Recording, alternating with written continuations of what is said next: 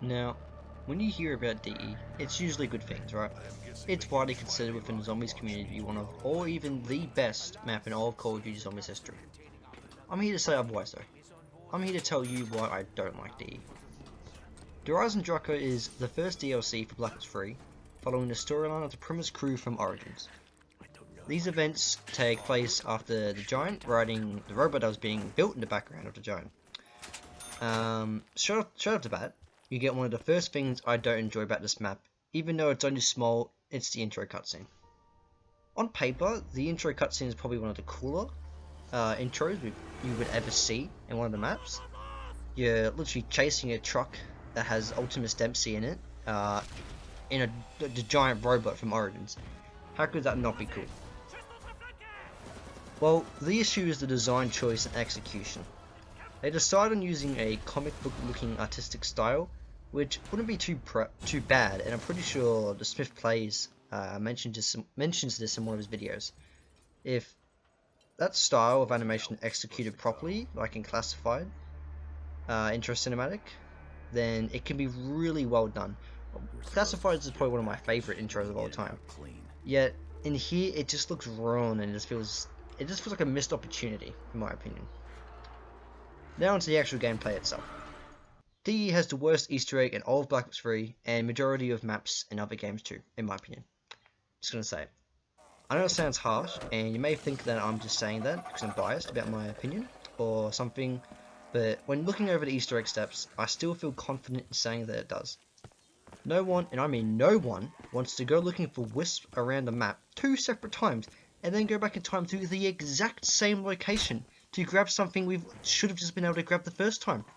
And then we have to wait to be teleported back into the map. Like, it takes forever. You're in there for 5 seconds and then you just sit there doing nothing.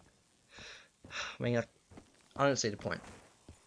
I'll admit that it's really cool being able to teleport back in time and see Dr. Groff inputting the code that you need.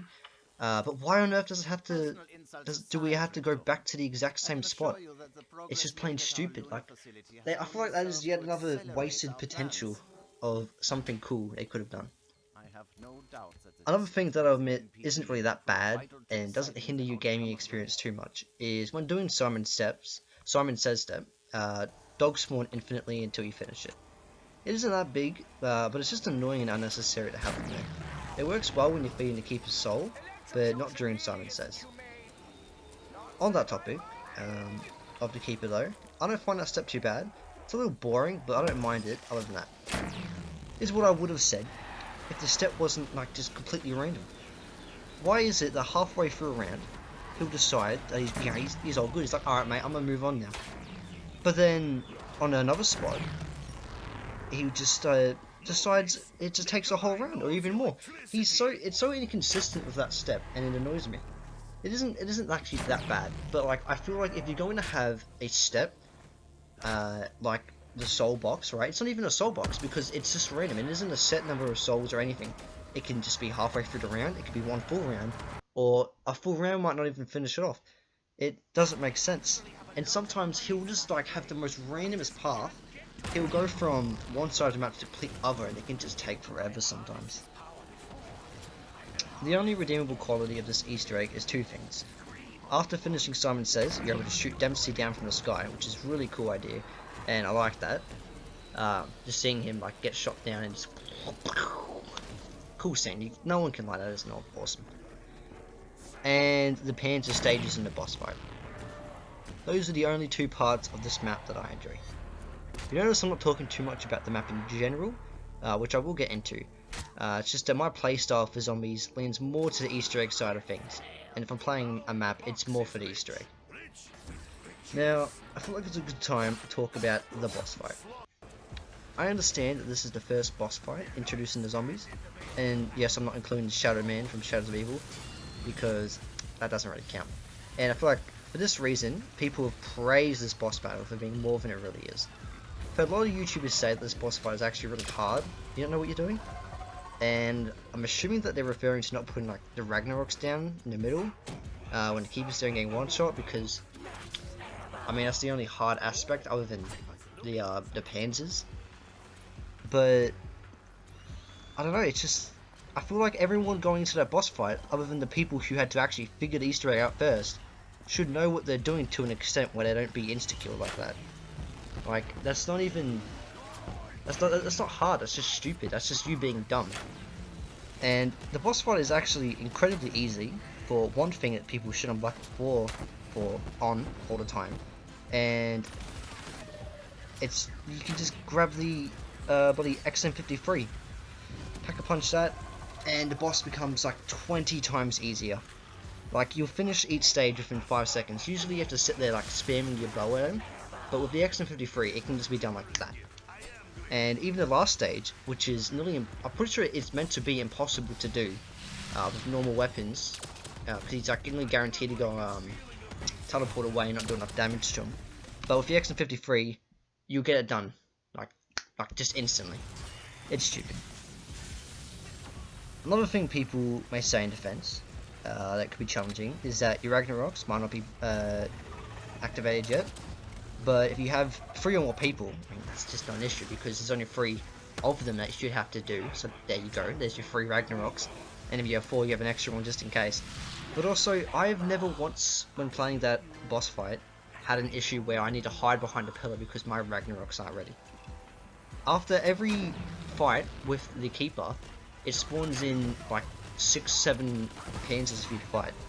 And that basically fills your entire meter, and if not, it's only like a handful of zombie kills you have to get. I admit that the boss itself is definitely a lot better than Tarkio's boss, but I still enjoy Tarkio's boss fight a lot more, for the sole purpose that I don't feel invincible in Tarkio's boss fight. When in the Keeper's boss fight, it's just so easy, like you just spam the bros, there's nothing like daunting about it. The only redeemable part, I would say, is when the swarm of panzers start coming. It's the only part of the Easter egg when you actually feel like your life is in danger. But I'll stop talking about the boss fight now, and I'll move on. The bows. It's debatable whether the bows or staffs are better, but at the end of the day, that doesn't really matter. But I still feel like the bows were a wasted potential to be something good. They feel like a rip-off of the staffs, and it's almost like the developers just couldn't think of new ideas for their wonder weapons, and decided to just copy and paste their friend's homework and change a few things.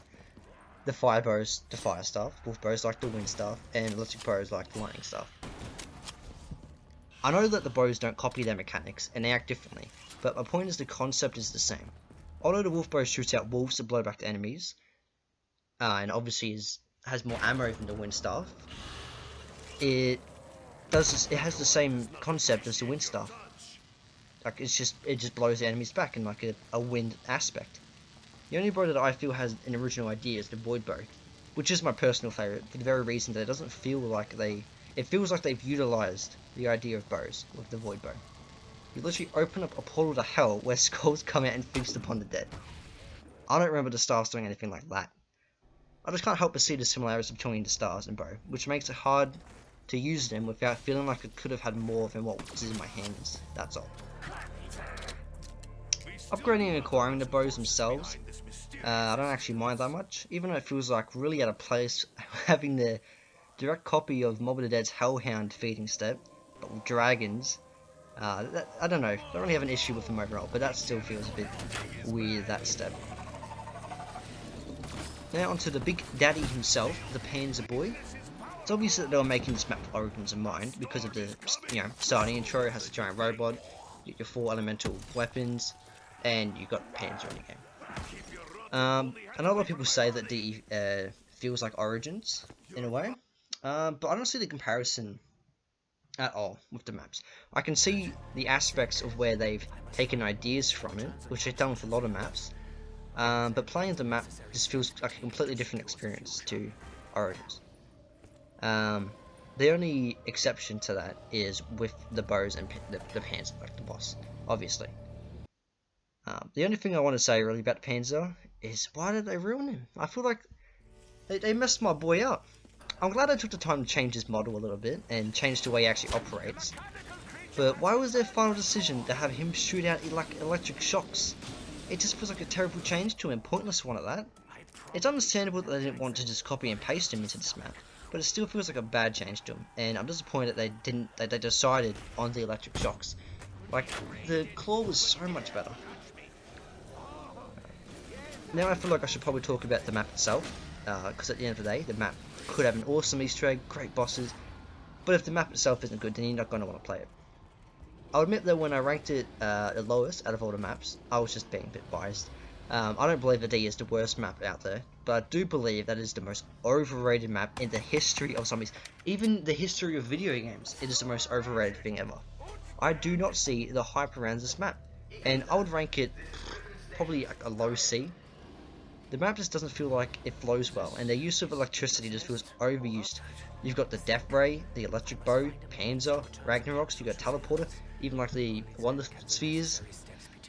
Like, I don't understand, right? I understand that the theme, is what they were going for there, like electricity and all that kind of stuff.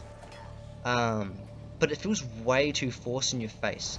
I mean, even the whole map has this like blue tinge to it, which is like electricity kind of colored stuff. It just feels ultimately plain and boring because of how confined the ideas are in this map. It does have a lot of content packed inside, but don't get me wrong, but it just feels way too familiar to everything else there is possible to do, if that makes sense. I'm going to end this video here, because you don't want to hear me rant about pointless stuff for ages. I've tried to keep this to as many main points as I could possible. I know no one is going to agree with me, but I felt like someone had to speak up about how stupid it is that this map is even considered to be the best map of all time, when there are way more maps more worthy of that title. Thank you for sticking around to the end, and have a good day. It is the only way.